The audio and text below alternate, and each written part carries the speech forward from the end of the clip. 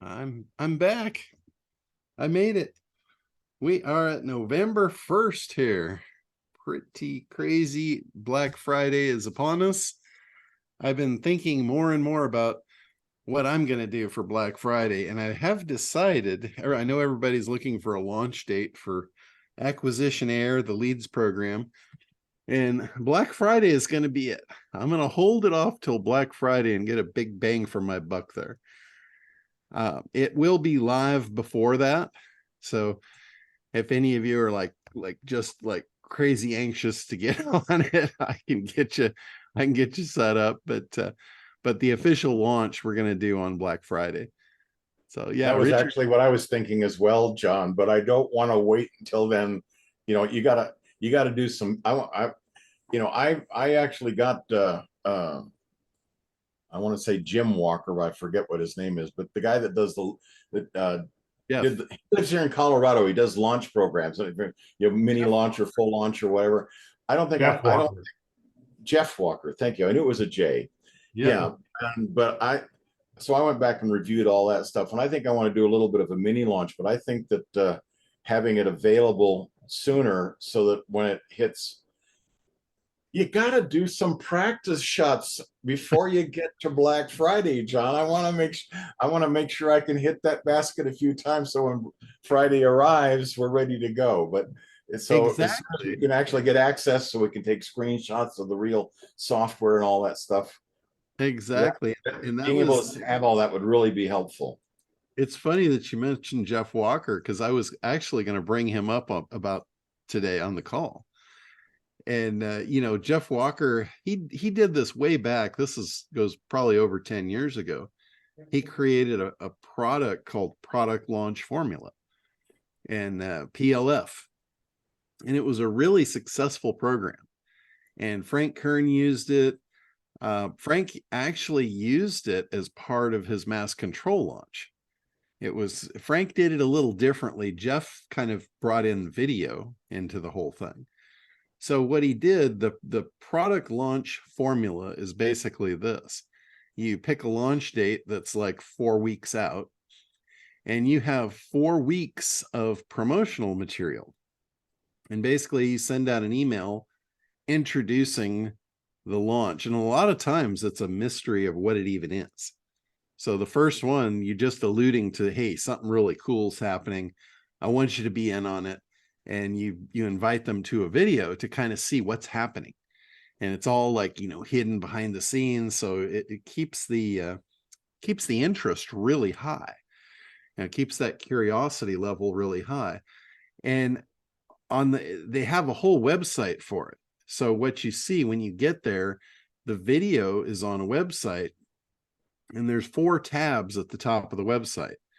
One of them is for week 1 video, week 2 video, week 3, and then week 4. And you can't get access to the 2, 3, and 4 until the proper week. So he releases an email, and it's all about indoctrination. It's like creating the anticipation. It's like watching the ketchup, coming down the chute. You just wait and wait and wait, and then it'll get here eventually. Or the molasses or whatever. Anticipation. Yeah, exactly. And that's what his whole formula is around, and it was very successful. Now, I have not seen it used in a long time. That doesn't mean it doesn't work. That just means that so much other crap has been sold between then and now that everybody's been, derailed and got distracted and all of that. John, Sometimes I went through I bought that. I have it. I have the full thing. And like with everything, I record it all and I archive it all. And I went back and watched it. And it is as good today as it ever was, yeah, particularly if you want to do a fast launch, if you have anything existing going on or whatever. So yeah, it still absolutely is wonderful. yeah, I think it's just kind of off in a distant memory, and that's why nobody's using it. But like you said, it's as good as today as it was when it first came out. And that whole process really works. I mean, Frank Kern's been using that Ryan Dice has been using it. All the really successful marketers over time, they've used that method, whether they called it product launch formula or not. It's just Jeff made a really nice package, and the 4 tabs on the website and all that. And if I'm not mistaken, I haven't looked yet, but I actually think that Kartra has a product launch formula campaign right in there. Yeah, Jay says it does. I was pretty sure I saw that at one point. So Jeff's newest version of product launch formula now has AI. oh, okay. Cool. He's got launchy.ai. It's the where it'll take you through all the steps of product launch formula and build everything out. The AI will build everything out for you. Oh, that's totally cool. Who was that again? You talked a little softly. I didn't quite hear that. What was that? It's Jeff Walker's the new release, the newest release of product launch formula comes with the new AI called Launchy. You gotta like Launchy. And yeah, it's time for Launchy.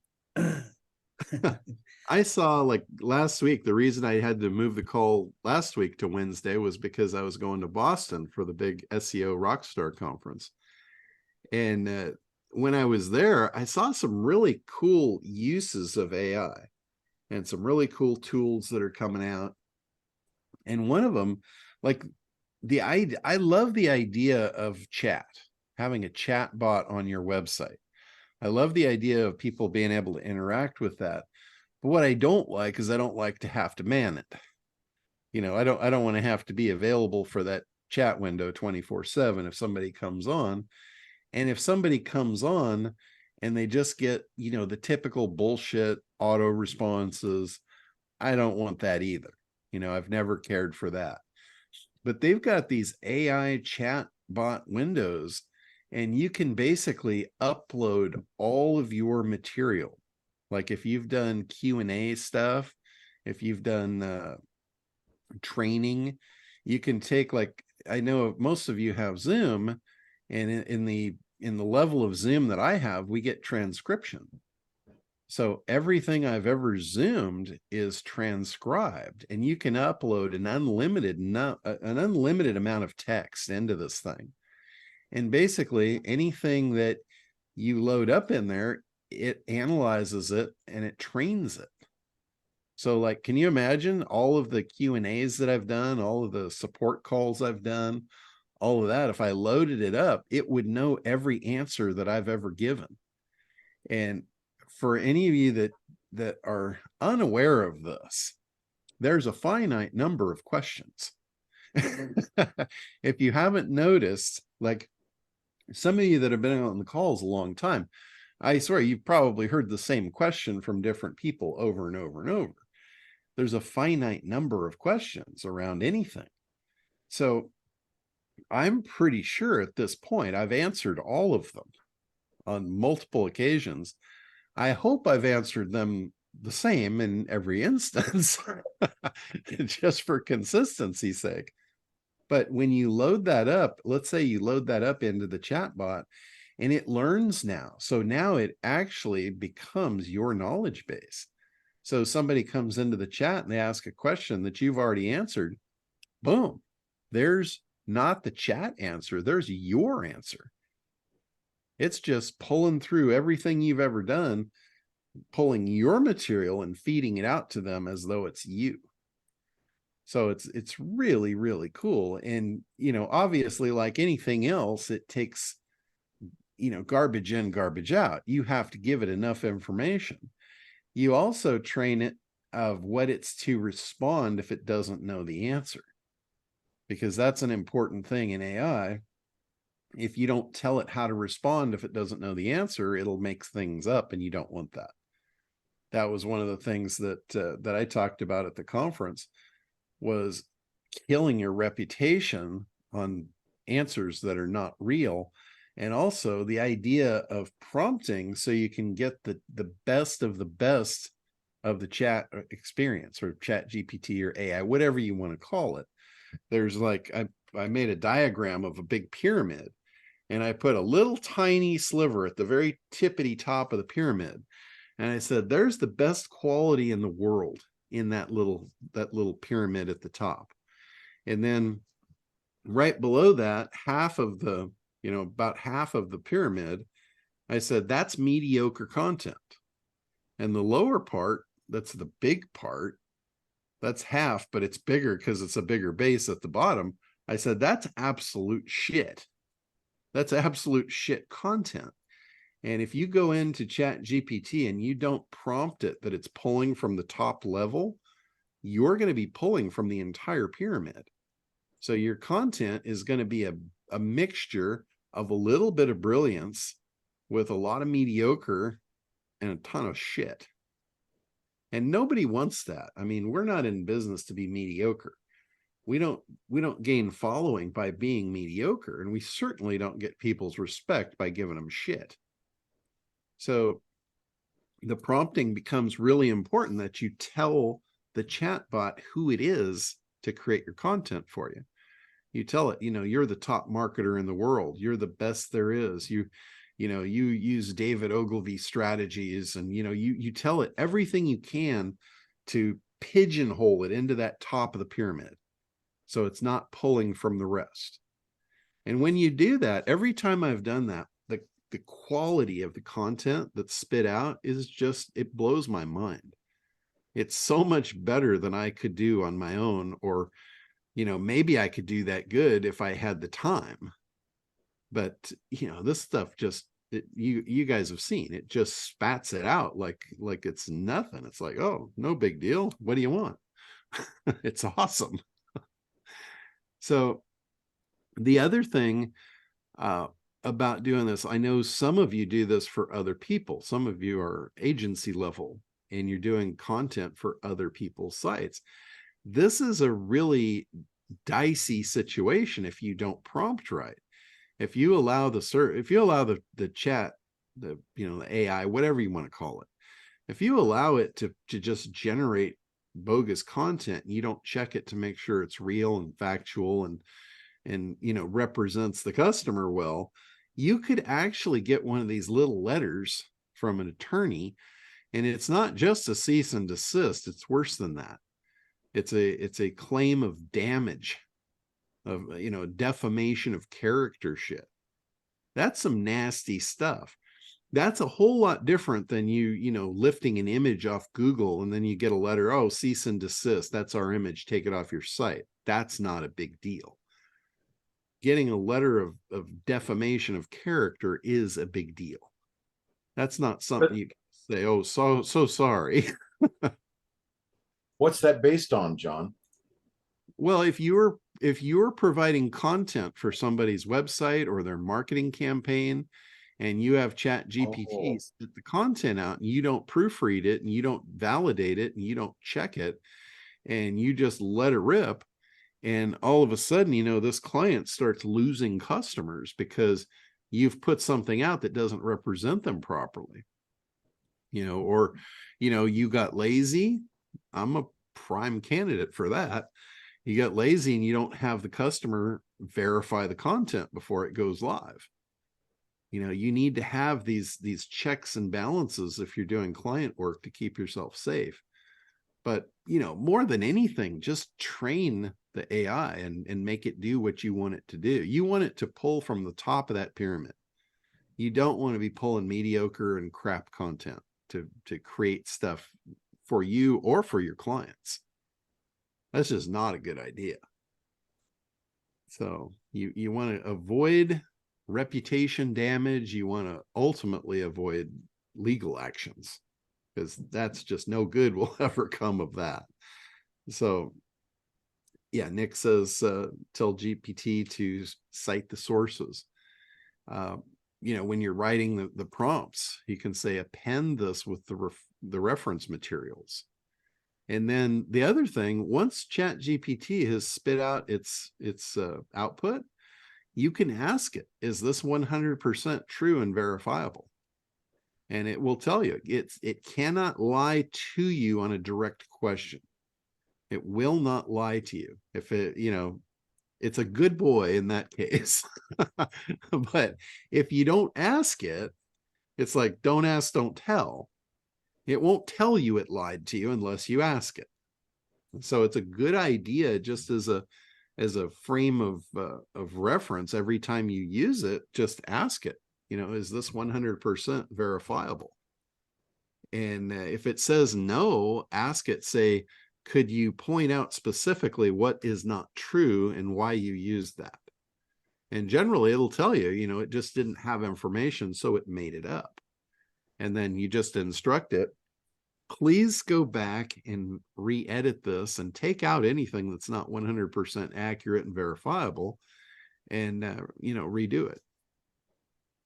And then again, once it spits it out, ask it again, is this 100% accurate and verifiable?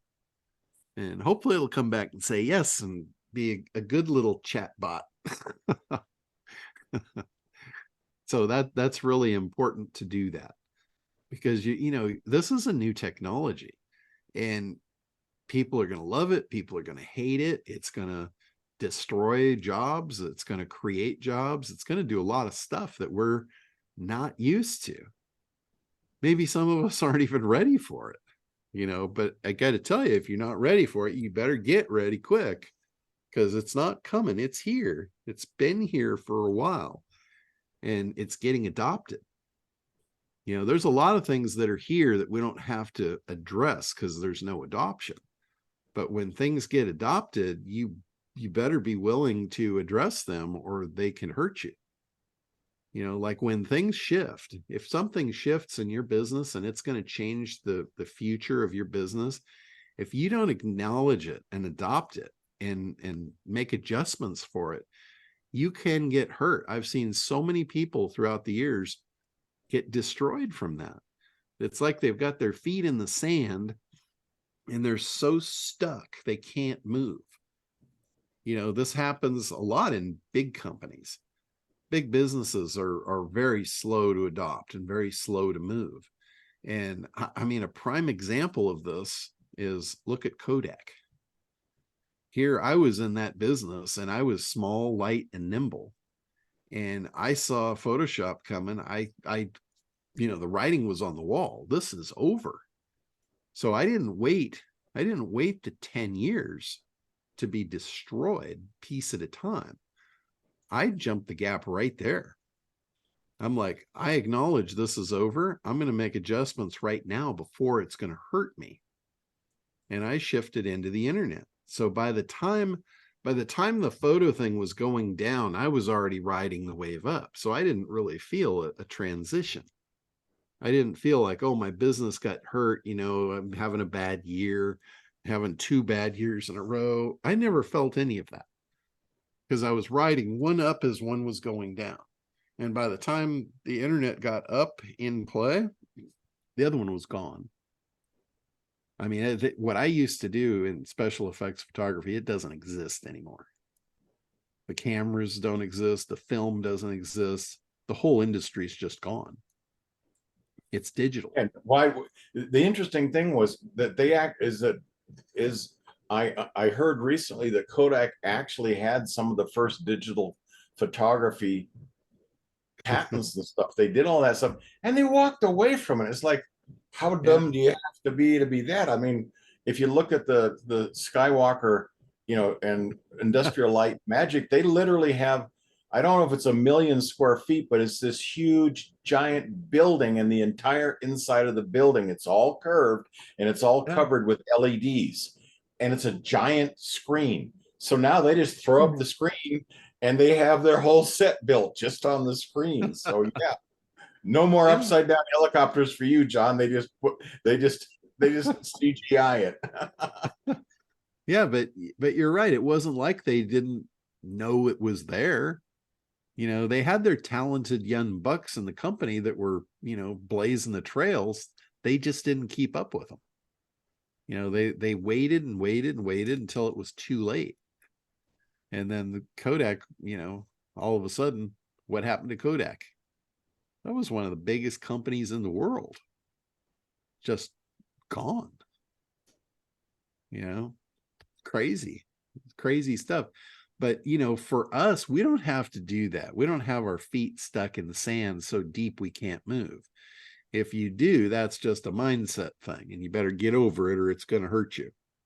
You know, that is one of the things that will hurt you the quickest in business, is being unwilling to accept reality.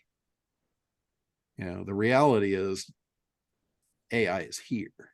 You better learn how to use it, or you're going to be at a very serious disadvantage. I don't care what you're in, you better learn how to use it, because whatever you're in, it all revolves around marketing. And if you're not using AI for your marketing, you are going to be hurt. There's going to be people that use it, get good at it, and those are who you're going to be competing with. And it's going to be like going to a gunfight with a toothpick. You won't even have a knife. So, I mean, it's just absolutely blown my mind when I did the campaign and the landing page for the acquisition air. The copy that it spit out and the time it took me to do that landing page, I just went, what the hell? I had that whole thing done in less than a day. It was probably within a couple of hours. And it was just like, this is probably, you know, I don't know, it might be one of my best landing pages.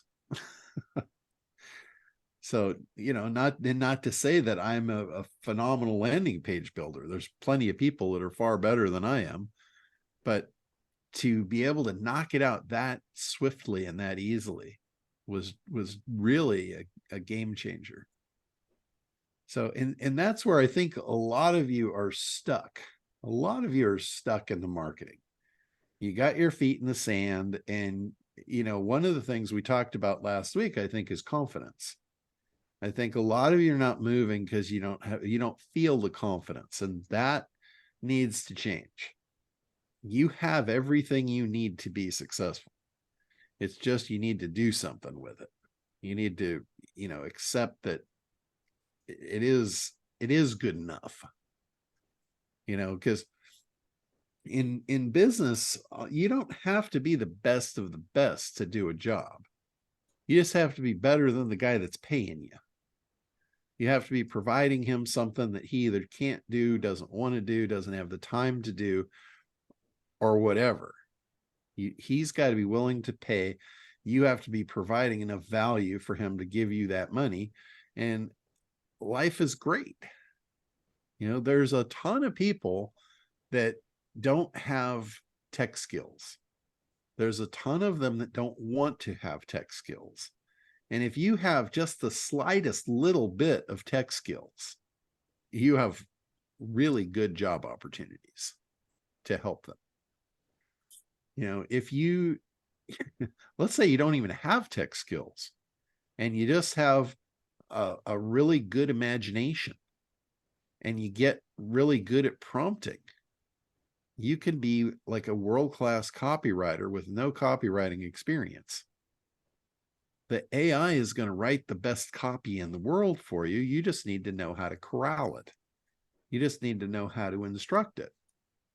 Like if you look at a lot of companies are running and they have managers in place, they've got supervisors in place.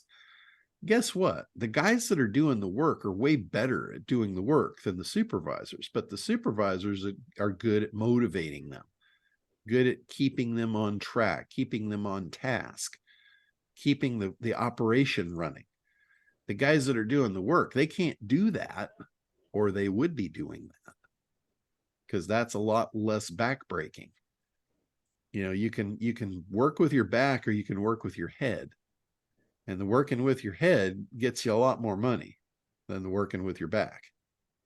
And your head will outlast your back. You will wear your back out. I've never seen anybody wear their head out. I suppose there's just cases. the hair a little on the back. Yeah, that's just a sign of that's a sign of, what is that? Oh God, I'm missing the word. Intense heat. No, it's the sign of experience. Okay, It's we'll use that. experience that did that. But All it's the this side I keep running into the wall with. Well, it's pretty bald too. Okay, I guess you're right. So, John, can I ask a question about the mighty launch of this wonderful thing? Sure. Um, is it possible to get a template or recreate your thing? I mean, like the other day I was, going back and forth. Oh, hot dog leads or thinking names. And in this models and system era, if the distributors of the software had a easy template to step into, oh, Yeah. we would be so happy in the valley. Okay, so here, this would probably help a lot of people out in that aspect, because with the leads program, there's a white label version of it. For those of you, and I know several of you here are going to want to do that. You're going to want to do the white label and make it look like your own software. And you get the ability to rename it. You can not only rename the software itself, you can rename the products inside the software. Because right now we've got Site AI and we've got Search AI. Those are the two products inside Acquisitionaire. You get to rename those whatever you want. So you will be able to get to do your branding.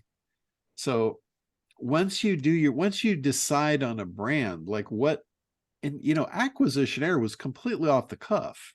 I mean, it's not an airline, but it's the idea of moving prospects like an airline moves people to their ideal destinations. It was just something that popped into my head while I was sitting on a plane. It was just, that's where the idea came from. I was sitting on a plane thinking how badly I'd just got tarred and feathered by Perry Belcher for not coming up with a quality brand, coming up with something generic. And I thought, by the time this goddamn plane lands, I'm going to have something special. So I put on my thinking cap, and that's what I came up with. And then, like a lot of people, you second guess yourself. I got home and I'm like, it's really cool, but, is it really the right thing? And that's when I created that argument with ChatGPT about, what are the pros and cons? Is this the right thing to do? And I created a prompt that actually forced it to tell me and give me an opinion, because ChatGPT is really programmed not to be opinionated. And the way I pigeonholed it in, I got it to tell me and give me its opinion that yes, of all the things mentioned, this is the best one. This is the right way to go. And so then that gave me my confidence back that, okay, let's go, let's roll. I thought it was great. I've now been convinced by a third party that it was great. So I validated my own thing, right? So being validated, now I'm ready to put my army on the field. I'm ready to, put them in harm's way because I feel they're going to win. I don't like to put my army on the field if I think they're going to be in harm's way. So that being said, you could literally take exactly what I did for Acquisitionaire. You could copy the entire landing page text. You could plug that into ChatGPT and, of course, give it the prompt to tell it it's a marketing genius. It only works at the top level of ad agencies. It's the best of the best. So it knows the parameters it's working within. But then say, look at this copy. This copy is for a company called Acquisitionaire. I'm creating a company called Hot Dog Leads. I need you to take the power and the emphasis of Acquisitionaire, and I need you to change the branding to Hot Dog Leads or Hollywood Leads or whatever, whatever it comes down to. What was that one, that diet product, the something beach diet? South Beach South Diet. Beach. South Beach. You could have the South Beach lead systems, or something that has to do with Hollywood, leads of the stars, or, anything. You could take any brand you want to come up with. I mean, look at some of the biggest brands on earth. Like, what the hell do they mean? They don't mean anything to anybody. Google, what, I know Google means Just look at something about look at the medicines that are out there. Every medicine that they come out with, every new pharmaceutical thing, it's alphabet soup. I think they just threw the Scrabble tiles out on a table and said that looks good. Yeah, and the reason that this works, the reason that you coming up with something unique and off the cuff and whatever, the reason that that works for your marketing is this little thing called the unique mechanism. Remember when we create big ideas, the key component to not being bullshit is the unique mechanism. We've got the thing that delivers the result. That's your brand. That's your name for it. So for me, in this instant, that's acquisitionaire. I can talk about, pulling leads out of search engines and, pulling all this dynamite from the sky that everybody's going to, it's bullshit. And then all of a sudden I say, and it's done under the brand of acquisitionaire. Here's how we do it. And then they're like, oh, well, he's actually got a thing. It's the thing that delivers the result. When you have a thing that delivers the result, your name for that needs to be unique. Like Perry's point, unlimited AI leads, everybody in the frickin' world's going to be saying the same thing. Not going to be unique, and I'm going to look like bullshit. I'm just going to look like every other schmo trying to scrape LinkedIn and sell you that as AI. He was right. He was right on the money. I actually text him thanking him for publicly tar and feathering me. I said, if it weren't for you, I would have gone down that path. And not to say that I couldn't have made it work, but I don't think it's going to work as good as what I've got now. So it was, it's little things, brand, a little thing that is a big difference. Having a unique mechanism is a little thing that's going to make a big difference. Figuring out the promise of the desired outcome of your prospect is a little thing that makes a big difference. There's a lot of little things that are going to make big differences. One of the things I love that Perry says is little tiny hinges swing massive heavy doors. So if you build the right little hinge, you can swing a huge door with it. But if you don't have the hinges, the door doesn't swing. You got to lift it. So that's just part of life. But taking what I've already done and just saying, mimic this, we're changing the brand. What do you got under hot dog leads that would make sense? Change all the acronyms, change the angle. What do you got? You will be shocked at what it comes up with. It'll probably come up with something you'll go, oh my God, this thing's brilliant. So you have a really, really powerful piece of equipment at your disposal to do this. And just follow my lead. I've already done the heavy lifting. All you're doing is just saying, hey, take this and just spin it to my brand. Well, that's part of the white label process, right, John? Mm-hmm. Yeah. Come on. Yeah. And then as far as like a logo, when you come up with your brand, then it's time to create a look to it. And you might have a designer on staff that can do that. You might know somebody that can do that.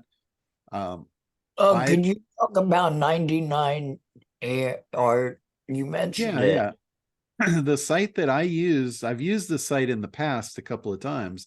Every time I've used them, it's been a spectacular experience. It's not the cheapest way to get a logo. I mean, you can go over to Fiverr and you can get a $5 logo. It's going to look like a $5 logo. Yeah. If you pay them a little more, you can get a better looking logo. But I have never seen a logo come out of Fiverr like I've seen the logos come out of 99Designs. So when it started, 99Designs it started off, it was a $99 service. And it's a contest. You put a contest out on the board for 99 bucks. People can enter your contest. You give them your schematic of here's what I'm doing. Here's the logo I need. Here's the colors I like. Tell them everything you can possibly tell them about the way you want it. And And the other thing I'm going to say is don't tell them too much, because you don't want to hamper their creativity. You want to let the horses run. So it's a kind of a fine line there of how tight you want to tell them what you want. I usually say I have no idea what I want, but here's some stuff that's important to me. And then what happens is the artists see your contests, and if they think that they can win, they join up and they start sending in samples of, here's my work, here's what I would do for you. And then you have the ability to communicate with them, say, and you vote. Like when a design comes up, when I put this one up, I had, like, within a very short time frame, I had 4 designers that had put up samples, and I got to vote. There's 5 stars.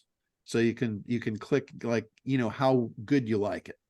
So there was one right out of the gate that I really liked. I put a 5-star, and the other ones were good, but it was hard to choose, like, which one's the best. So I just put 4 stars on all of the rest of them. And then next thing I know, they came back, and now new designers and all the other designers. Here's another key. When you set up the contest, allow the other designers to see what the other ones are doing. Because then they'll cheat off each other. They can see what you like. They know the angle of where you're going, and they can just go nuts. So by the time it was over, the contest runs for like a week. By the time it was over, I think I had like 75 artists putting designs up for me, and each one of them probably put up 10 different designs. I mean, I had a shitload, and they were really good. They were really good. I had a lot of trouble really deciding which one to go with. And, you might feel bad if you interact with a lot of them. So I don't tend to do that. The ones that are not in the running, I usually just hit delete on them, delete their designs, because you can do that. You can star them or you can remove them. And by removing them, you're just saying that's not in tune with what I want. So they know. They don't keep trying. So I usually cut out as many as I can, as fast as I can, just because I don't want them to waste their time. And I don't want to get emotionally attached to them, because it will make you feel bad. When you pick one and they've all done all this work, and, it can tend to make you feel bad. So it wound up, I went with the first guy that I liked. He was it. He nailed it right out of the chute. And it was still very difficult to choose because there was so much talent. And I would not have gotten that on Fiverr. I don't believe for, in a million years, I would have gotten that kind of quality logo on Fiverr. So 99Designs is not $99 anymore. I think the beginning level is $2.99 to run the full contest. And then there's a lot of stuff that you can do to attract better artists. Like, one is you can increase the value. I took mine from $2.99 up to $400. So I said, I'm willing to pay $400, for a really, really bitchin' design. You just gave me a business idea, John. I'm gonna become the copycat Dominator. I'm just gonna copy all these good ideas and I'm gonna make it the $5.99 design. Why not charge more, right? I mean, hey. Yeah. I mean, the more you pay, the better you feel. Business is that simple. Business is that simple, ladies and gentlemen. Yeah. The more you pay, the better you feel. It's like that song, Beans, Beans, the Magical Fruit. The more you pay, the better you feel. But anyway, that's how I got the design, the Acquisition Air logo done. And let me see. Let me share the screen here. I'll show you.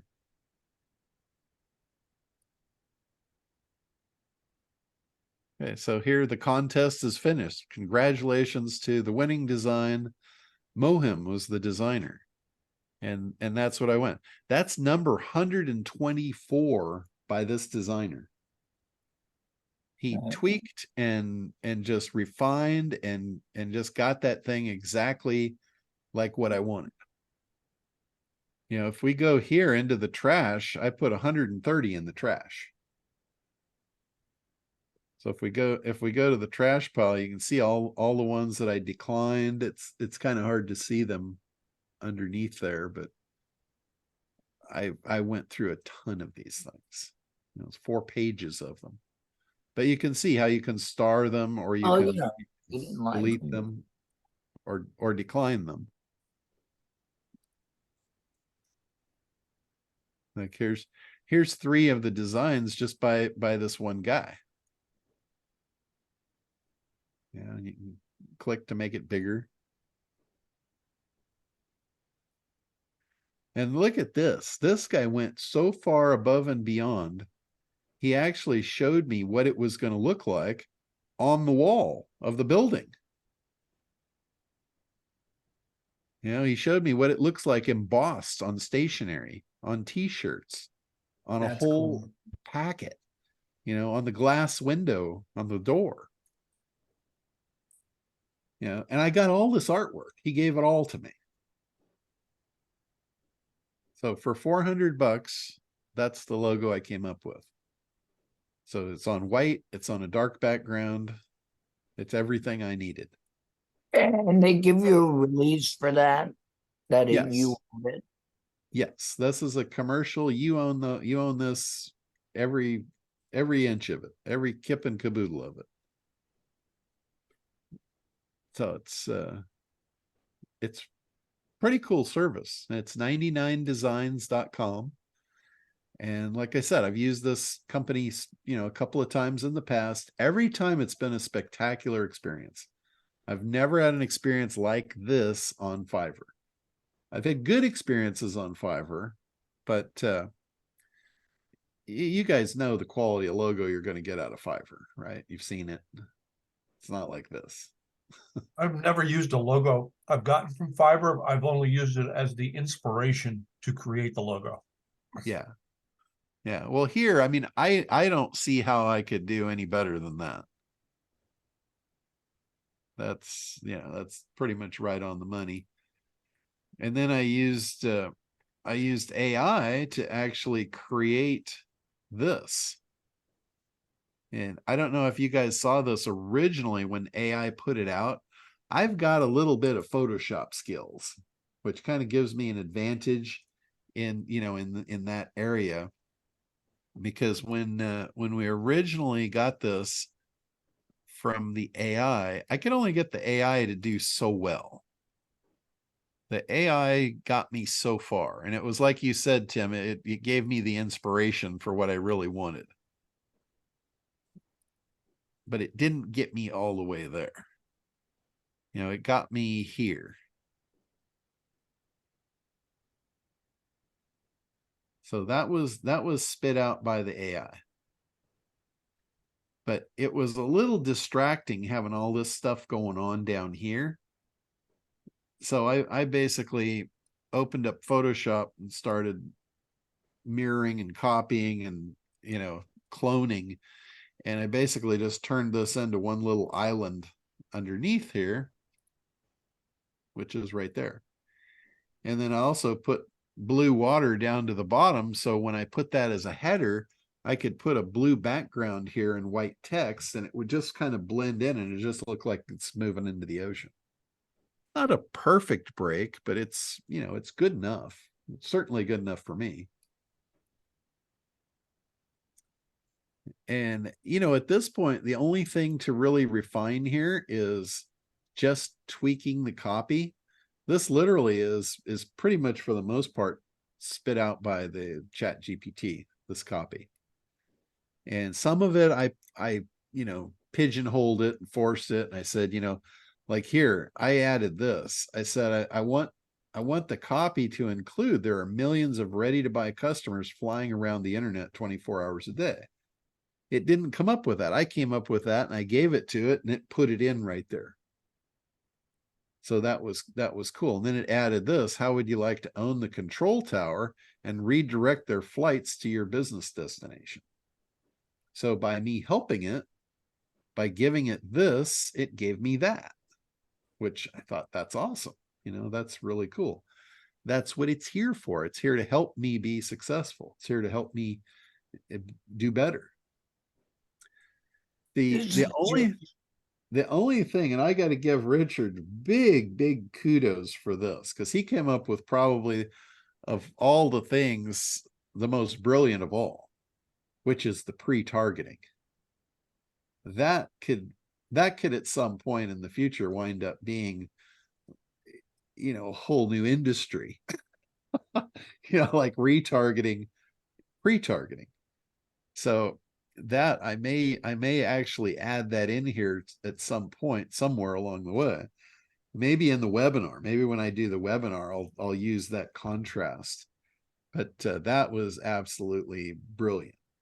And that's the collective genius of having a bunch of us working on the same project, coming through.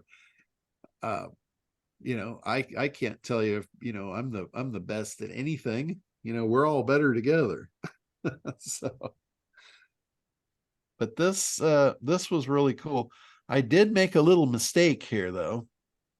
I put this up and I put the order buttons on it, and out of not wanting to go back and have to adjust it later, I actually connected them in Kartra. Well, that was a mistake, because we got a bunch of orders that came through, and it was, the back end was still connected to the staging servers, and it was just a cluster. So here I'm in Boston, showing this and talking about it, and there's people in the audience actually ordering it as I'm showing it. And I'm like, oh God, no.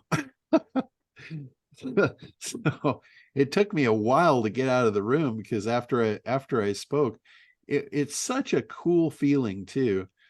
It's such a cool feeling that I get, especially from this particular audience, because I've been around them for so long, and they have referred to me as the godfather of SEO for 2 decades now. So when it was over, I didn't recognize any of the people in the room except for a few of the speakers. But I had all these people coming up to me saying, you don't know me, but I've taken this course or that course, and thanking me for helping them or putting them in business or whatever. And that's just a really, really cool feeling. And they're wanting to get pictures with the Godfather and all this stuff that, it on the surface, it's not one of the things that I clamor to. It's not like what I live for. But when it happens, it's pretty damn cool. Pretty cool feeling. Did you rent a house by the campus so that you could hold parties now, Godfather? No, I did not do that. That's an idea, though. Wait a minute, is that going to be your next product? The old school SEO program? Think about that for a moment. The old school SEO program. That would be a good one, yeah. But it was funny because these guys literally flipped out when I made my big announcement. My announcement that, and I went through, how long I'd been doing it, and the fact that I'd never had a client site banned, not ever. And when I came to the point, and I said, it's time for me to move on, and I made the connection between when I realized photography was no longer had a future for me, I instantly shifted, and I made the connection now to AI. I said, and now that AI is here, I've decided to do it again, which leads me to my big announcement of I'm leaving SEO. And I told him, I said, as of July 1st, I didn't renew any of my commercial contracts for SEO. And I'm done. I'm out. I went, and and it's the best place to exit on top. Like, I went out of the photo career on the absolute top of what you could be. There wasn't any level I could have gone to higher than that. And that's when I exited out. And same thing with SEO. I left on the top, and they were literally freaking out, like, oh my God, he's where's he going? And I gave the perfect segue for them to all follow, which is then to what people really want, which is the leads.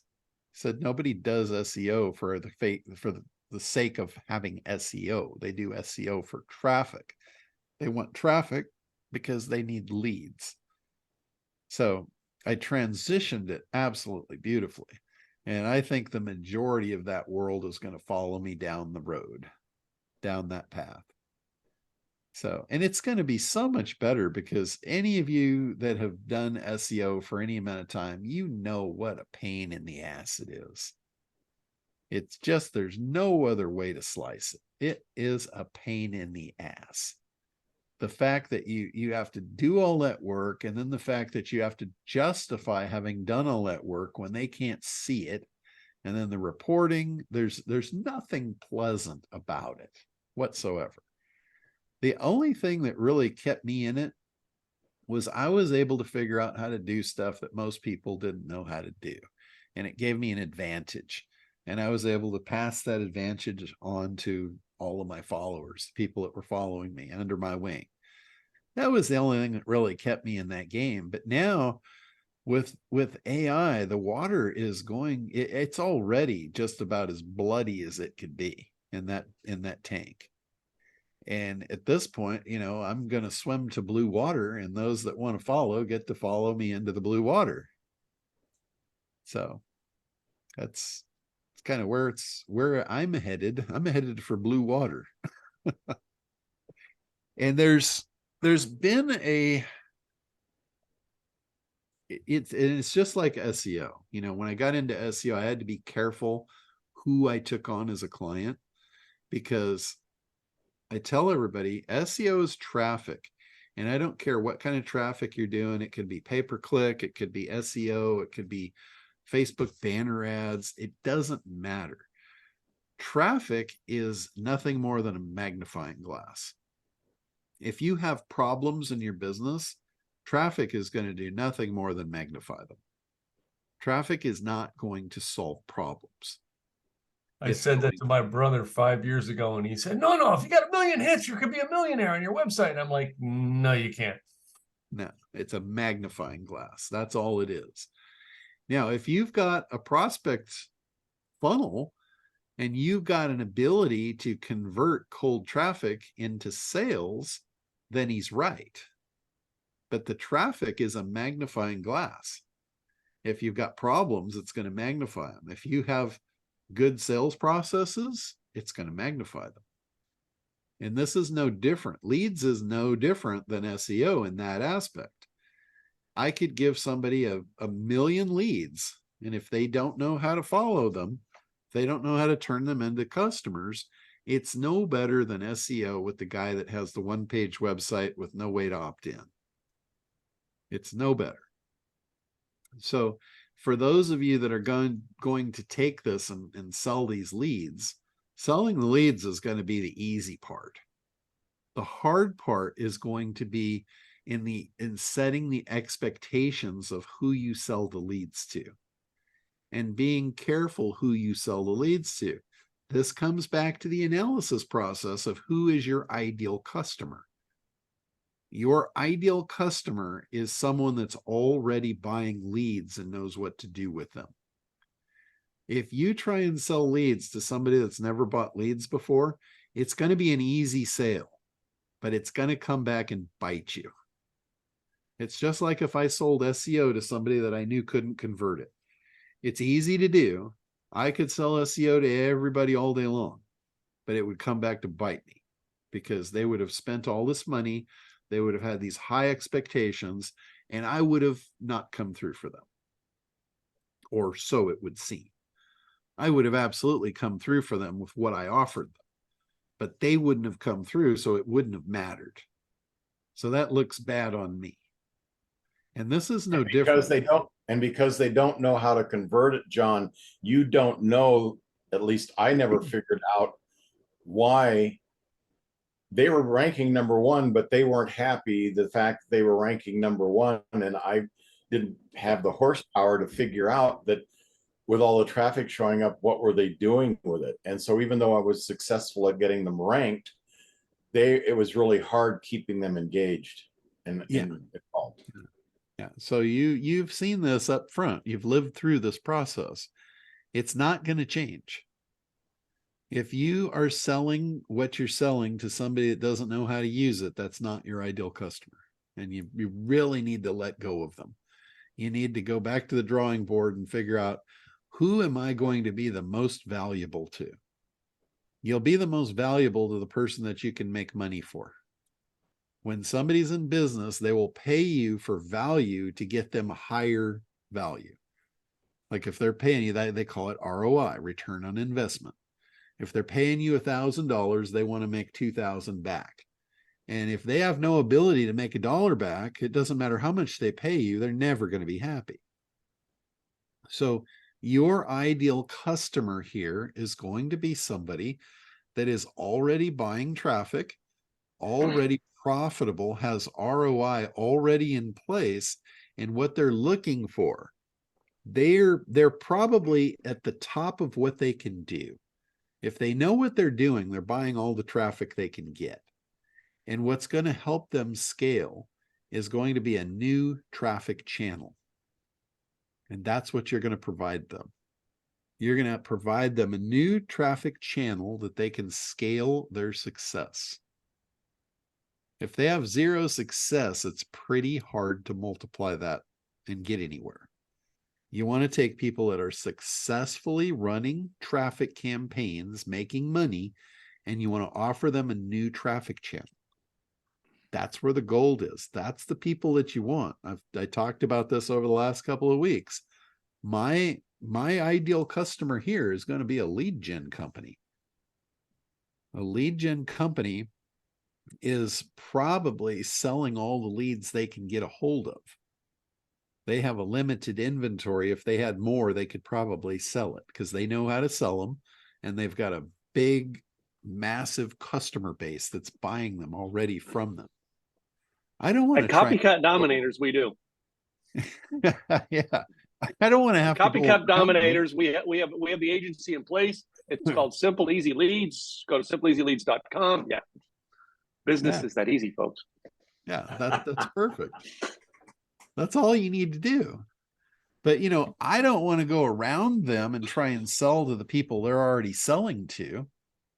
I just found myself a distribution channel. That's how I grew that t-shirt business back in the 90s. I didn't grow that worldwide by going and knocking on every door. I found the distributors. I connected with the distributors and I let them do that because that's what they were already doing. They were good at it. And I wasn't. And I was far too lazy to knock on doors. So I found the guys that weren't lazy.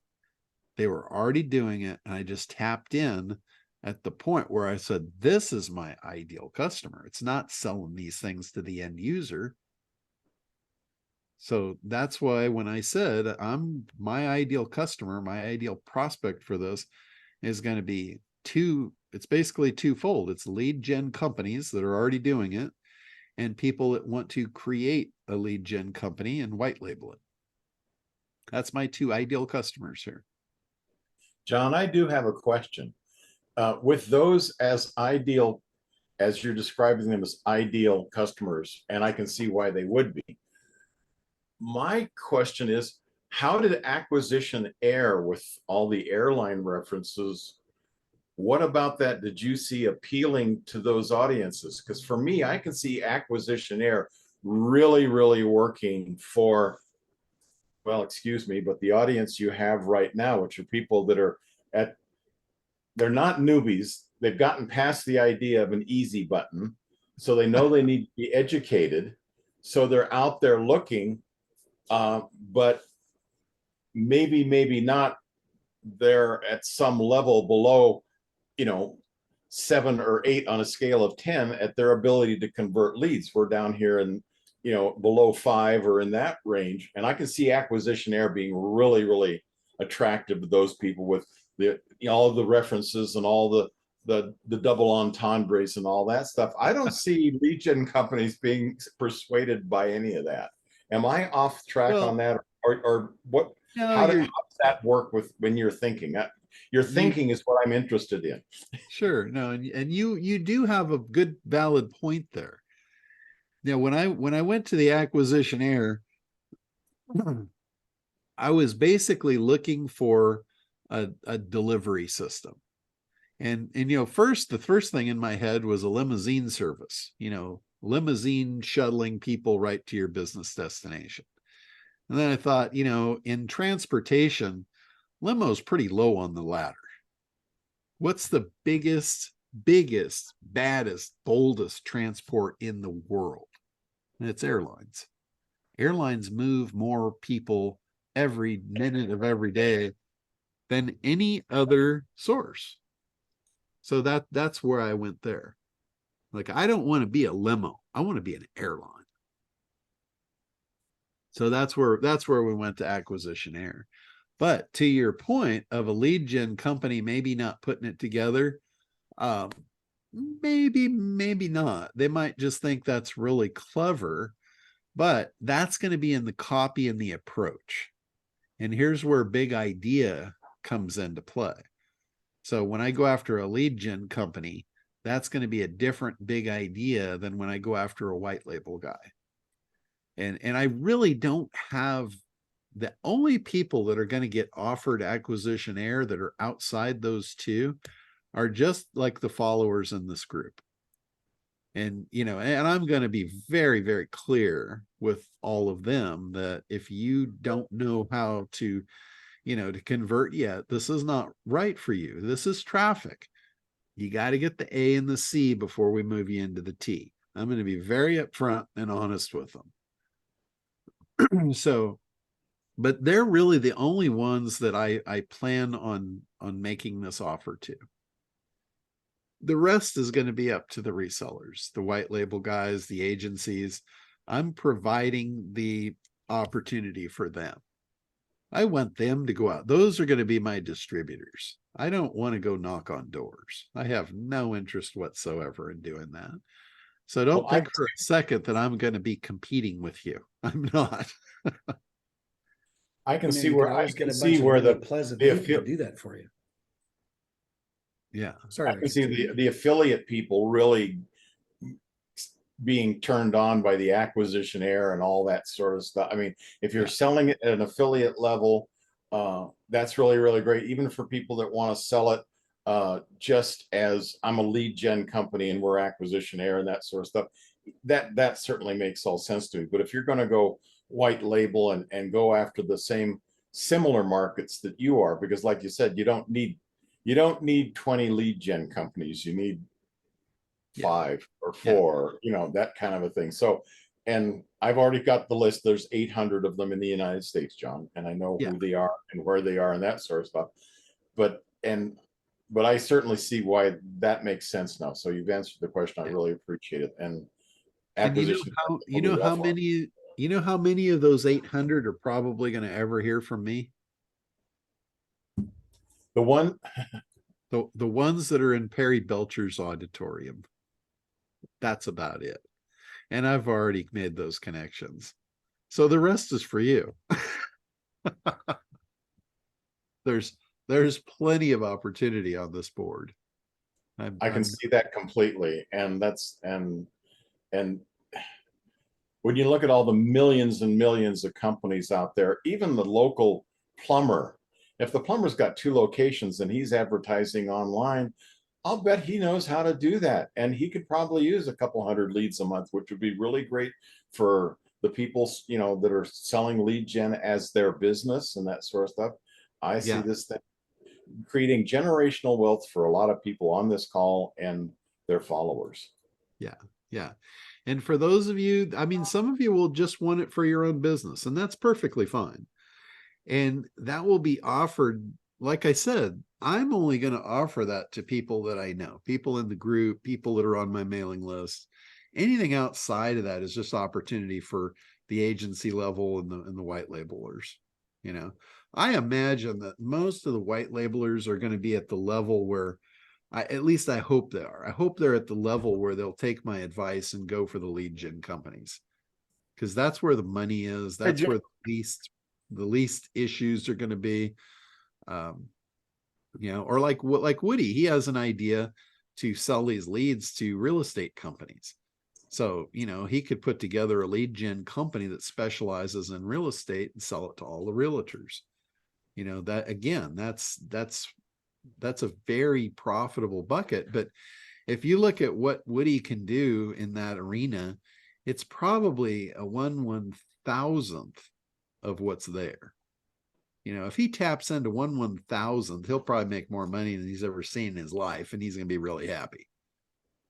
But that means John, I there's got a question. 1,000 times more for everyone else. So yeah, go ahead, Rashid. Would you be kind enough to explain the difference between the agency and the white label? Yes. The only difference on the agency and the white label is you get to rename it. You get to host it on your own domain. You get to change the logo, the name, everything. You get to label it under your own brand. So it looks like it's your own software. With the agency, you get to create as many customer campaigns as you want. The billing is actually built into both of them. Like in the agency level, if you just want to be an agency and you want to sell leads to companies, they can come through your website, they can create an account, they can set up their billing, they can run their own campaign right through there. That's as an agency. Or you can prevent them from ever seeing it. You can do it all for them, and then they don't get to see that it's not yours. So a lot of people that are in agencies, they like to be the provider. So that's why we did the white label. If they're under a white label, now your customers can come in, they only see your brand. It looks like your software. They set up their account, and they know nothing but you. They don't know anything about Acquisitionaire. They just know they're buying something from you. Like I said, I'm not going to go out and aggressively market Acquisitionaire. Acquisitionaire is going to be marketed to the people that I already have relationships with, which is about enough to maybe fill one tiny fingernail in this industry. So as an agency, I would be selling it to lead gen companies, but I would be selling your company to them. Yes, there wouldn't be any real way to hide Acquisitionaire on an agency, unless you just didn't show them anything. You just, you created a product on your site, they paid you through your site, you delivered the leads, you could do it that way. But if you want them to actually have interaction with the software and not have the lead back to Acquisitionaire, that's where the white label comes in. So it just totally depends on your business model. In other words, I have to set up the campaigns for them, and they just get the leads delivered to them through me rather than through you. Yes. And Nick, I saw your chat there. If you want to get set up, if anybody wants to get in and actually buy leads right now and get the process started under the beta program, you can do that. It's fully functional. Just reach out to Brady at internetdominators.com, and he will schedule you, and he can set up your beta account. You can actually start buying these leads right now if you want. The actual rollout, like I said, the full rollout is going to be on Black Friday. We've got a couple of our bigger, we already have a couple of agency clients already on board that have already tested the thing and fell in love with it. And one of them is going to actually be offering the done for you services. Like for any of you that want to sell leads to people that don't know how to close them, these guys will close them for you. They'll offer you a service to sell on top of Acquisitionaire that makes it a full done for you marketing service. Myself, I want no part of that. What is that called, John? That's insane. I don't know. They're calling it, and I don't know that this is the right thing for them to call it as far as their branding. They're calling it lead washing. And I don't know. It doesn't resonate with me. But that doesn't matter what they're actually doing. They know what they're doing, and it works, and they're doing it for all of their clients already. They already have an agency doing this. So we're just another lead gen source for them to do what they're already doing. So, but I got them to agree to offer that service to anybody on our side that you know doesn't know how to do it or doesn't want to do it. And I know there's a lot of you. There's a lot of you that don't want to do that. You don't want to get into building marketing campaigns for people and, you know, building out their ACT program and the whole bit. These guys have done that, you know, they don't even have to think about it. That's just what they do. So I don't have pricing yet for that. I don't know what the service offerings are going to look like yet, but I know they have agreed to it and they're putting it together. So that's and hopefully that will come with the rollout on Black Friday. So they're supposed to have all their ducks in a row by Black Friday so we can roll out together. John, is that the email guy you were talking about before? It's one of them. It's Lorenzo. Lorenzo, yeah. Yeah. Is he not going to be on a call? You were talking about putting him on a call to tell us what he does? Yeah, what we'll probably do, probably include him in the rollout when we do the rollout on Black Friday. So I'll take everybody through the acquisition air and then he can take them through the, hopefully he has something better than lead washing by then, but maybe be lead washing. I don't know. I don't think it really matters, to tell you the truth. I think people don't buy something by the name, they buy by, you know, what they're buying. So I think they're going to forget how weak the name is when they see what he's going to offer them. John, when could we actually have access? Because before I can even actually sell it, I need to have access to it so I can take screenshots of the back end. Because one of the things I want to do is I want to white label it. And then what I want to sell it to is I have access to PPC advertisers. And given that Google has clearly gone full dark side at this point, the DOJ will probably get some kind of a ruling against them the first part of next year. I'm thinking that those guys are going to be really looking for something that they can turn loose. And if I say, here's something you can turn loose and give them the software with my branding on it, I can hire lots of salespeople to sell lots of that. Yeah, But you know, there's a ton of people that are really frustrated with Google pay-per-click because they're so regulatory on what you can advertise. You know, like if it's anything at all to do with guns, ammunition, e-cigarettes, you know, and I'm not talking about illegal stuff here. They're just very anti anything like drug addiction, all that stuff. And we have no problem with any of that. As long as it's legal and you're promoting something legal, we don't have any problem with it. So we don't have the same concerns that, you know, that Google's got. So there's Google blocking. There's Google block. They've got ad blocking. They've got ad spoofing. I mean, they've got all kinds of stuff that if you just, you know, lose all, I mean, they have whole teams spending full time analyzing all the non-data that Google gives them to use to figure out what to do.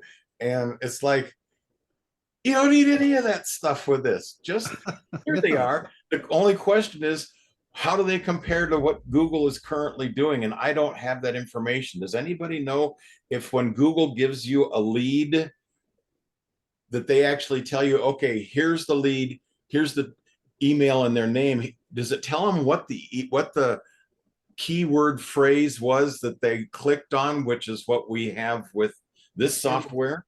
It'll only tell them by group, like ad group. If you have an ad group with 1,000 keywords, it's going to tell you it came from that ad group. But, you know, the other thing about it, you don't buy leads from Google. You buy clicks. And, you know, anybody can click. You can have competitors clicking, just seeing what's going on, and you're paying for all of that. With ours, you know, they click and then we follow them. You know, they have to consume 2 pieces of relevant content after that click.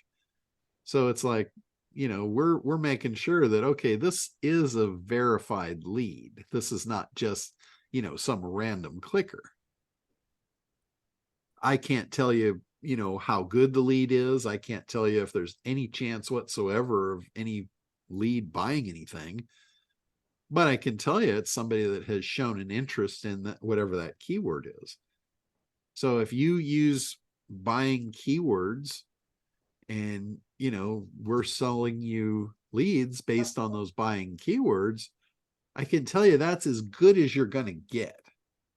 It's from there, it's up to you of how good you can push them through your system and, you know, build their trust and make a sale to them.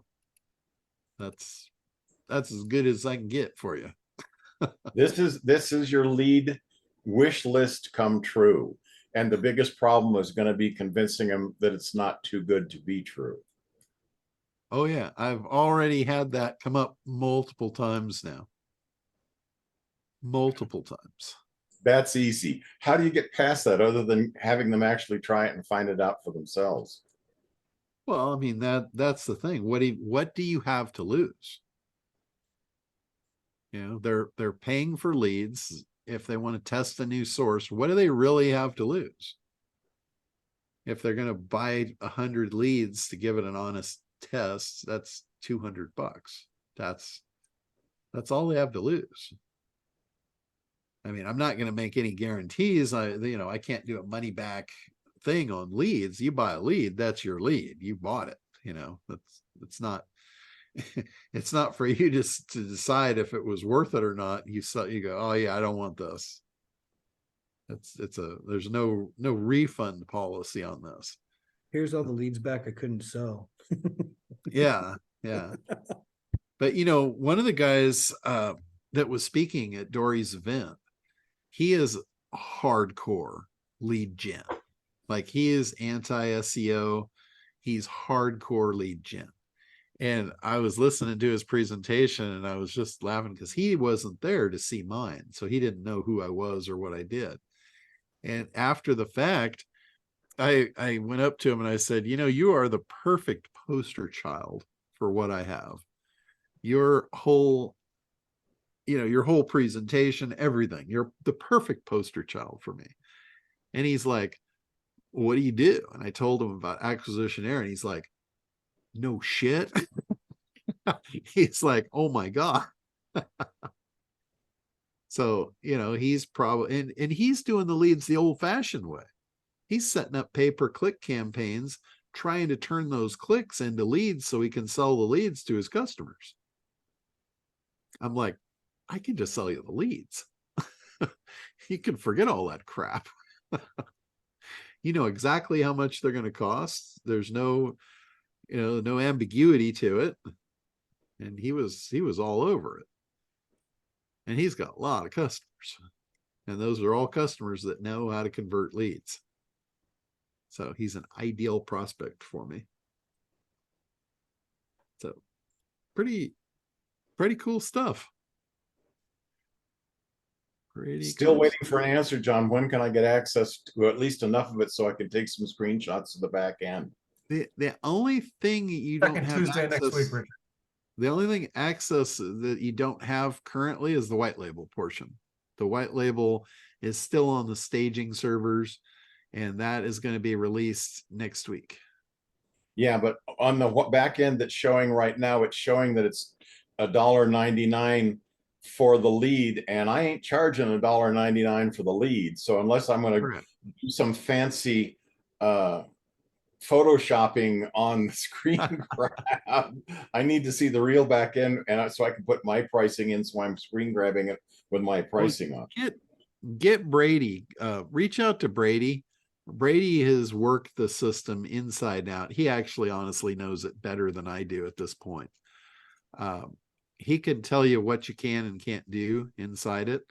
So just email Brady at internetdominators.com and he'll set up a demo for you and go through and show you, you know, what's available right now that you can do and what you can squeeze out. Perfect. That's what I need. That's the piece I needed. So that's really great. And also tell him that you want to be in on the pre-beta before Black Friday. As soon as it's up, you want to be able to get access to the white label so you can do your screenshots and all that stuff. Outstanding. Thank you, John. So just tell him you're at the tip of the sword. And I think you mentioned training videos done by AI. Yes. For the, in a way, from my Keller Williams experience, we're very much like franchise owners, the white label people. Yeah. And that's all about being well trained, Uh-huh. and experience is an expensive teacher. So, if you get the model and then follow the model, the model always works, or except when it doesn't. But I mean, Well, there's going to be two levels of training here. The one level of training I'll actually be doing, and that's the training for anybody that buys acquisition air. So any of the agency owners, the white label owners, they will get trained by me. So we'll have a membership area. All of that training will be available in there just to them, but that's all it's available to. That won't be available to the general public. We'll create the AI, which will be the generic training, where you don't want them to know about me. You want them to know about you. So it'll look, like it's a marketing assistant AI person doing the training. That way it'll be completely white label. So that will come after that.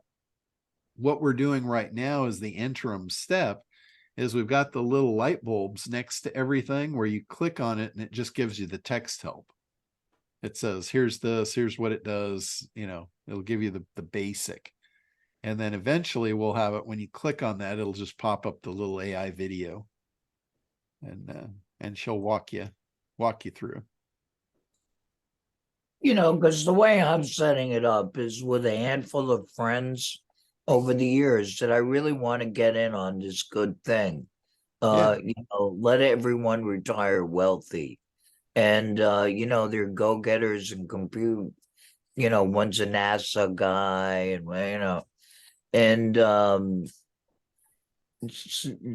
but I don't have I don't know what to show them as a recruiting, Gotcha. other than just saying it's really cool shit. Yeah. That Well, don't last long. if you just want to sell it as the affiliate, I'll have all of that done. Like I'll have the affiliate webinars and all that stuff. But you probably want to sell it to them more as an agency or a white label under your own brand. And if that's the case, then you'll just need to take like whatever my presentation is, just copy the transcription, put it into ChatGPT and have it adjust it for your brand. It's just that simple. And then you create your own presentation because you want it to come from you because it looks like it's your thing. But taking whatever I'm going to make and just pumping it into ChatGPT and telling it to adjust for your brand is about the simplest solution I could give for everybody. And I've already done it. I've already had the same thing. I had ChatGPT spit me the output in several different angles, and it did it absolutely beautifully. So, but I'm talking about the model of having people working with me as, owning half their business with me on this project. Like this Latino lady, she wants to sell Mexico, and I want to throw gasoline on that passion. Mexico's for sale. I'm in. Where's the bidding? Oh, huh. Yeah, I'll take a piece of that. I mean, talk is cheap, but I got the money. You'd be surprised what I have, Woody. Woody gets his 3% broker fee, so we're all in. Woody doesn't care as long as he makes a little bit. I mean, trust me, Woody. 3% versus me owning the country of Mexico. Yeah, I'm good with that. Go un día a la vez, one day at a time. But anyway, they all need to be trained in Spanish. This lady. But anyway, I want them all to work for me and go Yeah. 50-50 on the profits after my costs are recovered. Yeah. Well, if you get like, let's say if you don't want to do the videos yourself, let's say you want to get a poster child or whatever, you just take somebody from within your organization and just put them in charge of that. Just say, hey, here's the videos I want you to replicate. They can go watch mine and then they can replicate it and, you know, away you go. Or you can have the AI videos done. Or you can have, you know, explainer videos done. There's a couple of guys on Fiverr that we've used that have been really good at that, you know, fairly inexpensive to create the little 2-minute explainer videos and you know, we can do that. John, it all works with AI anymore. If you type out a script, you can plug it into, I've got Talkia, which I can, you know, man, woman, child, any kind of an accent, whatever you want, any language, whatever I type, they will say it. And if I don't like her tonal inflection at one particular point, all that's adjustable. Then you throw up the old doodle video and wham, Yeah. bam, thank you, ma'am. It's all done by AI and animated and done in a week, you know. Yeah, exactly. I mean, this stuff is getting nothing but easier. The only hard part, the hard part remains is the messaging. And don't depend on ChatGPT to get your messaging right unless you do the hard work ahead of it and prompt it correctly. Because it's not going to. You have to, you have to do your own push-ups. Nobody's going to do the push-ups for you. So you've got to at least do the push-ups. I can show you where and how, but you got to do them. Well, the interesting thing is, John, is that because, and as I promised, I didn't get all 200 and whatever pages, but I realized that a lot of that, you showed us the first 33 of the 200 pages. I realized that most of that 200 pages was probably output, not necessarily your input. Right. But the thing about telling it that, look, I want you to tell me all the stuff you normally wouldn't tell me because it's embarrassing or whatever. And all that stuff that you talked about, as soon as I was able to do that and then put my market, avatar, and product in there, you're right. It spit out stuff that I've been trying to figure out how to get it to spit out for a long time. What you really have to do is tell it to break its own rules and do it in a way that the machine would understand that breaking its own rule is okay in this particular case. And that's the clever part. That's the clever part. You have to give it permission to go against its own programming. And most people don't realize you can even do that, but you can, and it works. So I don't know that they've figured out a way to prevent that. At least they haven't yet, because it works really good right now. But yeah, you tell it, you know, take the gloves off. Don't leave anything unturned here. You know, don't be afraid of hurting anybody's feelings. You know, this is just between us. It's not going to go any further. You tell it all kinds of stuff. Soothe its nerves. Russ, go ahead. Yeah, and so the part about the leads and using your system is all great, but is there any training or anywhere you can direct us to creating the right message and language? Because I'm sending 500 emails to people and I'm getting no buyers. And it's really frustrating. I don't know if this Lorenzo guy is the godfather of emails or what, but I need help on creating the right email to make people buy. Okay. Yeah. I mean, the short answer to your question is yes, there is a place I could point you to that. It's called ACT. You probably know that already, but it really is just a matter of skill set of figuring out what they want, why they want it. In your case, I think you have a really good fear angle. The reason that someone would want to buy your product could be based on the fear of cancer. You know, so you just need to figure out, how do I come across with that?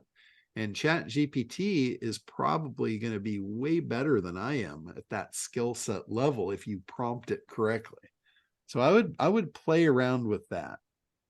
I would tell it, you know, you are a marketer, you're the top marketer in the world, you specialize in sun umbrellas, selling sun umbrellas to the general public and convincing them that yours is the right one to prevent skin cancer.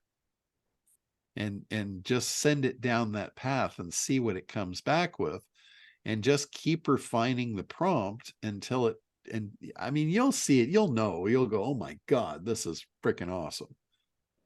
You'll go, anybody that reads this is going to buy this thing. And tell it, you know, this is an email, this is to cold leads, tell it everything. Tell it, I need to grab their attention really quick. I have to have a subject line that is bulletproof. I've got to get them to take an action, you know, in a very short paragraph, you know, and then what do I do with them after? Just flat out ask it. Just say, here's all the situation. Give it everything. Don't be afraid to write a prompt that's, you know, 10 pages long. Just sit down, start. What's that, Richard? I started going, when I was first going after the PPC market, I was doing the same thing you was. I was sending out 500 emails a day to try and get, and crickets. And I realized after really doing the research, one of the mistakes I know you're making is when you're saying you're sending out 500 emails a day, you're missing a zero. First off, going after leads the way that people are going after leads currently, if you don't have acquisition air, you need that level of volume to pick up your 1 or 2 sales if you're doing the rest of the stuff right. That's one of the things that until you get into PPC, you don't, you know, these guys are paying $50, $60, $70 a click, and they may need to get 50 or 100 clicks to get one person to convert. One person to opt in. Yeah. I'm sorry, you're right, John, to opt in. And then of the opt-ins, you have, you know, 10, 15, 20 opt-ins before you get one. I mean, start doing the math and it gets outrageous really, really quick, because the volumes you're sending out, if it's absolutely dead cold, and given that you don't want to send out more than about 50 emails per email address, means that you literally have to have hundreds of email address. I mean, these people that are doing cold email to try and, like John said, these guys that are trying to make pay-per-click campaigns pay off to sell those leads, it's like, holy mazzoli, I don't know how you do that. You've got to send out the levels of volume and the number of emails you've got to manage, and to try and keep from getting blacklisted and all that stuff. This thing really is such a seismic shift from what's going on currently in the lead gen industry that you're really going to have to hold back the floodwaters. Once you get your messaging right, like John says, it magnifies, you better make sure that you're really getting people, that already know how to sell cold leads. That is absolutely rule number one. Just like Google is number one, we want to have the best search results the first time, every time. That's Google's number one. Our number one is, you better only be talking to people that know how to convert them. But once you found those persons, this thing, Russ is doing it for himself, so he's trying to sell his own product. So, but he's still nowhere near the volume he needs to be, even if you had good leads. And that requires a whole lot of knowing what you're sending and sending out a hell of a lot of them, unfortunately, until you get it right. Yeah, I didn't realize the numbers game is that huge. Yeah. If you're selling, or if you're sending email too, you're probably getting a serious delivery problem. You know, if you're trying to send out a lot of email through a normal account, you're probably just really damaging the reputation of that email address. No, I'm not really getting a lot of bounce, and I'm getting a lot of opens, and it seems like good quality response. It's just that they read the email, they go to a sequence, another day they get another email, they read that one, the next day they get another email, and they just don't buy. They don't complain, they don't opt out, they just don't buy. So that's just purely the messaging. So Yeah. I would take your whole series of emails and I would put it into ChatGPT, and I would say, what's wrong with this? And These people aren't buying. Oh, okay. And Never see thought of what that. it says. Yeah. Tell it everything. That's Tell- actually a prompt. What's wrong with this email? Yeah, tell it everything. Say, hey, I've been sending this out. Nobody's responding. They're opening, they're looking, but nobody's taking me up on the offer. And see what it says. Okay.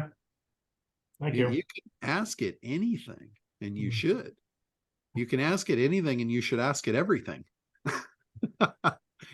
I mean, why not? It's the right price. Right, right. And the value of what it can do is just immense. You know, it's unbelievable. So Okay. Thank you. yeah, absolutely. But anything, well, one more thing I want to throw out here before we lose anybody else from going too long. You know, we've been talking about opportunities and stuff, and I've got, some of you know that I've got this other group about the crypto stuff. And whether you're in that group or not, I do want to share with you guys, because I don't want anybody to miss the boat on this. If you don't have XRP, the cryptocurrency called XRP, I would really encourage you guys to go buy a little bit of it. I would go to uphold.com. I have an affiliate link if you want to use it. It's internetdominators.com/uphold. Or if you just want to go there, I don't really care. It's uphold.com is the direct link. But it's 60 cents right now. And I really don't think it's going to be there very much longer. If you've got $50 to that you don't need, I'd go throw it on XRP. If you've got $100 that you don't need, I would throw it on XRP. And that could potentially be like buying Amazon stock at a nickel. You know, don't Unfortunately, in New York, you can't. Oh, you I still tried. can't buy it? You still can't buy it even through Uphold? I didn't try Uphold, but Try Uphold. it Uphold, Yeah, because I uphold.com. think it's called, is it UPHOLD or is it Yes. UPHLOD? Something No, like that. They it's screwed up the hold. letters. It's up HOLD. HOLD, just like hold on to your hat. Okay, I'll look into that. So I would try Thanks. that. The Ripple company that makes the XRP, they actually have a partnership now with Uphold. Uphold was the only exchange that never denied them selling to US citizens since the beginning. So they're very well connected and trusted. Okay, But I'll try. yeah, I would Thank- definitely try that. It's XRP. And you know, you can look it up on YouTube, put XRP in YouTube, and there's a ton of guys doing videos telling what it is, how it works, the future of it. It is an incredible technology. If you think AI is something special, this is along the same lines. And it's something like, with AI, it's hard to invest in that, you know, but this is actually a proprietary thing that you can invest in. You can buy it, hold it. And what I would tell you is hold on to it. Don't let it go. It's going to be worth a bunch of money in the next few years. You know, don't think it's an overnight. It's probably not a get rich quick thing, but when it takes off, it'll be too late. You won't be buying it at 60 cents. You'll be buying it at hundreds of dollars. And the amount that you can buy with $50 or $100 at 60 cents is a whole lot different game than what you can buy it when it's $100. You know, it's like Bitcoin. You know, you buy a fraction of a Bitcoin. This is like buying Bitcoin when it was 10 cents. You could actually afford to hold a few. The interesting thing is, John, is that even with a few of the people talking about the fact that XRP is a utility token, everybody talks about it being a utility token. And just in case you're wondering, of the 30,000 different cryptos out there, there's what, 4, maybe 6 utility cryptos currently, about 4 to 6 of them. Correct. Everything else is garbage. Everything else is total hype, speculation, whatever. Yeah. And yet they still haven't, and even though they've said that it's primarily used for international transactions. So if you want to take $10 in Dutch coins and turn it into $10 in Russian rubles, you have to have a transfer thing, and XRP is going to make the transfer. Well, yeah, guys, but how does a nickel, how do you transfer a nickel of this for a nickel of this if you don't have something in the middle that's worth a nickel? And they haven't put that together that John has. And listening to John and listening to out there, you can hear it in the language if you listen correctly, that they acknowledge that XRP is going to be the big transaction between currencies. But in order to do that, it can't do that unless it has the value of the amount of value being transferred between the currencies. That's why it's going to be tens of thousands of dollars per token eventually, because there's a limited number of tokens compared to the total value on the planet, which is what they're going to be transferring. Yeah. I don't know. I've actually figured out how they're going to pull off. Like I'm just going to call it the crime of the century. It's not a crime, but I'm just calling it, they're going to pull off the crime of the century. I'm going to cover that on our next crypto call. I figured out how they're going to do it. And when's that next crypto call? I may have to join. I think it's next Thursday. I'll have to look. I think it's next Thursday. But anyway, anything else you guys want to know about here before we wrap up for today? I have a question. I'm sorry about my Forbidden Elvis. You know, I'm writing longhand. I was with Greg the other day, watching the Threads recording, and during a break, I took out my notebook. He goes, "Holy shit, you're writing away," and I'm more productive on that than on the laptop. There's Fine. I just can't take the screen. So So you're like now, getting in a notepad? yeah, Okay. it's Yeah. kind of shit, you know what I mean? Yeah, But anyway, now I have a lot of bits. that's where my AI stuff came from, writing with a pen. Yeah, and now I have a ton of stuff. And I think I figured the key of the story, and then I'm done. Now, do I take all this? Now, also, my associate here bought Jasper. Okay. But I could use whatever you like. But do you feed it? How do you feed it all in? Well, Jasper, just so you guys know, Jasper helps you with the prompting because it's got a lot of pre-prompts built into it already, so it kind of helps you be better. But for me, that's not something I particularly like. I want to see what the machine's doing, and I want to have total control on it. So I want to write my own prompts. I don't want Jasper like second guessing me and boxing me in. It almost leads you. My experience is it takes you down a bit. It's like, what the fuck? I didn't want to go there. Yeah, if you don't know what you're doing and you're relying on Jasper to create good marketing material, that's kind of what it's made for.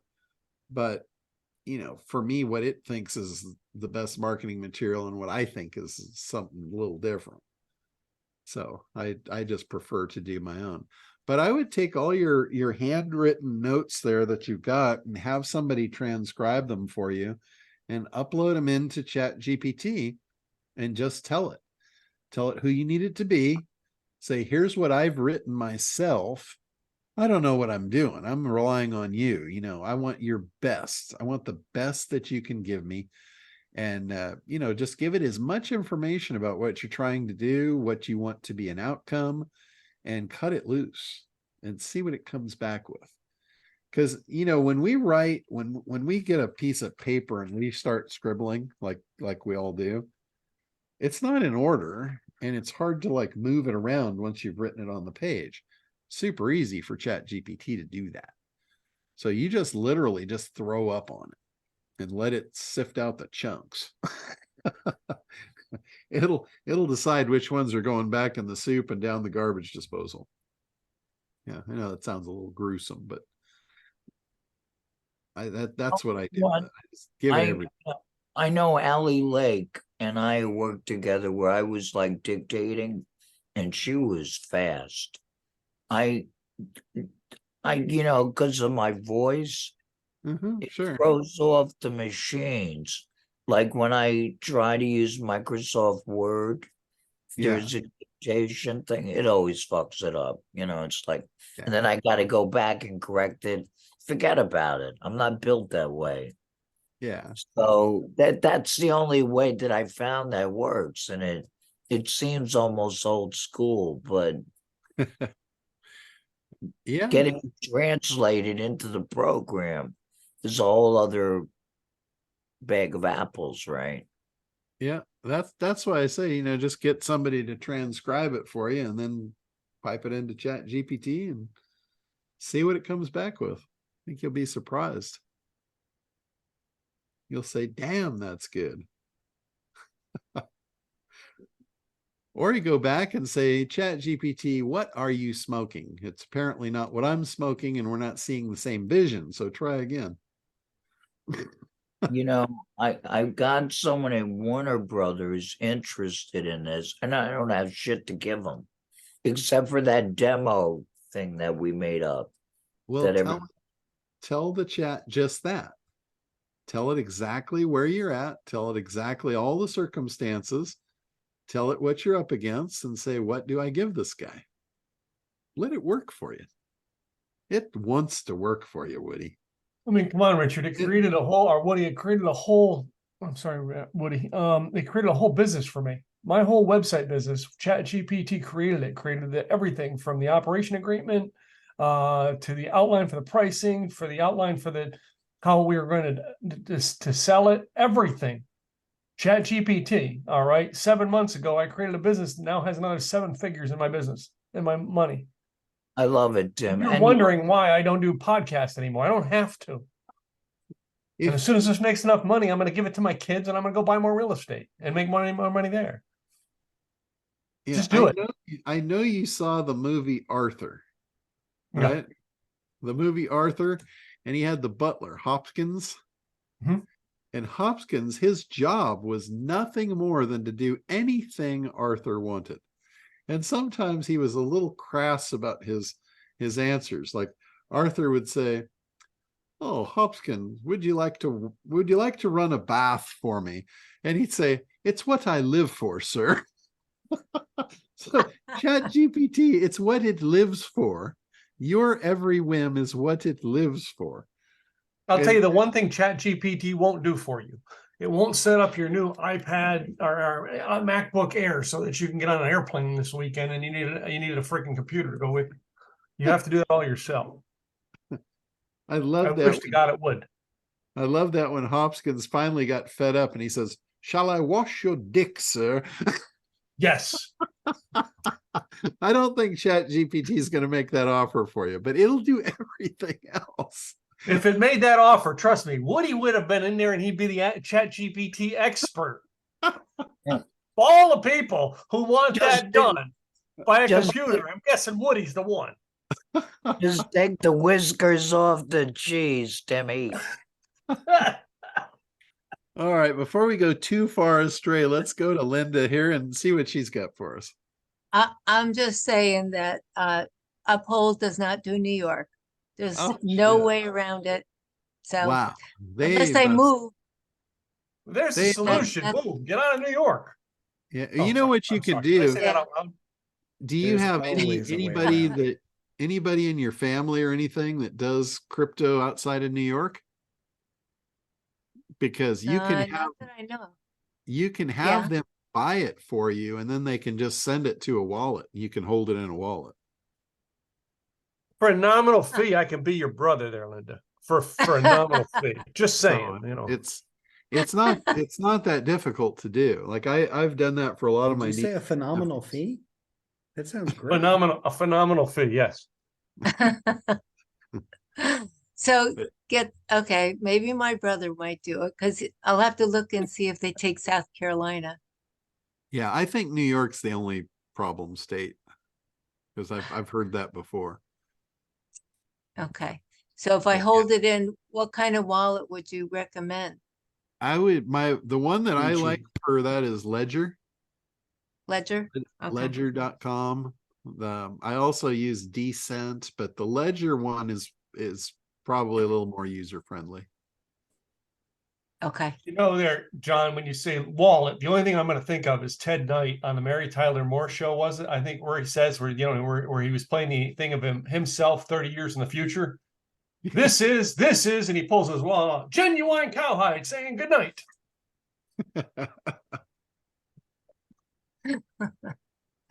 All right. Okay, thanks. Yeah, absolutely. All right, guys, let's wrap her up here for this week, and we'll be back regular time next week on Thursday.